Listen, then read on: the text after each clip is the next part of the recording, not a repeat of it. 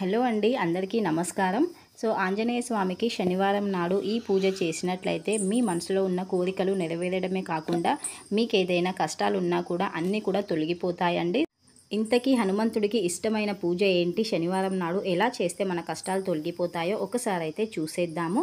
Before that నా వీడియోని first time చూస్తున్న వాళ్ళు ఉంటే ప్లీజ్ అండి లైక్ చేసి సబ్స్క్రైబ్ చేసుకోండి. ఎలాంటి అప్డేట్స్ ఉన్నా కూడా మీకైతే మంచి మంచి ఇన్ఫర్మేషన్ అయితే నాకు తెలిసినంత వరకు ఇవ్వడానికి ట్రై చేస్తాను.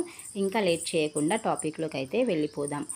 ఆంజనేయ స్వామికి ఇష్టమైన దండ వచ్చేసి తమలపాకుల దండ అండి. తమలపాకులతో చేసిన దండ అంటే చాలా చాలా ఇష్టం ఆంజనేయ స్వామికి. అయితే మనము శనివారం నాడు హనుమంతుడికి ఎంతో ఇష్టమైన ఈ తమలపాకుల దండ ఎలా తయారు చేసుకోవాలో చూద్దాము. ఇది మొత్తానికైతే మనం సింధూరంతో అయితే ఈజీగా తయారు చేసుకోవచ్చండి. మనము తమలపాకులు ఏవైతే ఉంటాయో వాటిపైన మనము శ్రీరామ అని నేమ్ రాసేసి కుదిరితే 11 ఆకులు తీసుకోవచ్చు, లేకపోతే ఇంకా మీకు కుదిరినంతగా 5 ఆకులన్నా తీసుకోవచ్చు, 21 అయినా తీసుకోవచ్చు.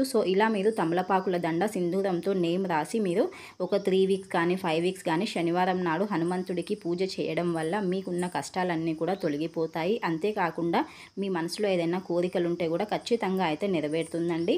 అంతేకాకుండా హనుమాన్ చాలీసా కూడా అప్పుడప్పుడు శనివారం నాడు కానీ మంగళవారం నాడు కానీ చాలీసా చదవడం వల్ల కానివ్వండి, హనుమాన్ ద్వాదశ మంత్రం ఏదైతే ఉంటుందో ఇవన్నీ చదవడం వల్ల మనకు చాలా చాలా ధైర్యం కూడా వస్తుందండి.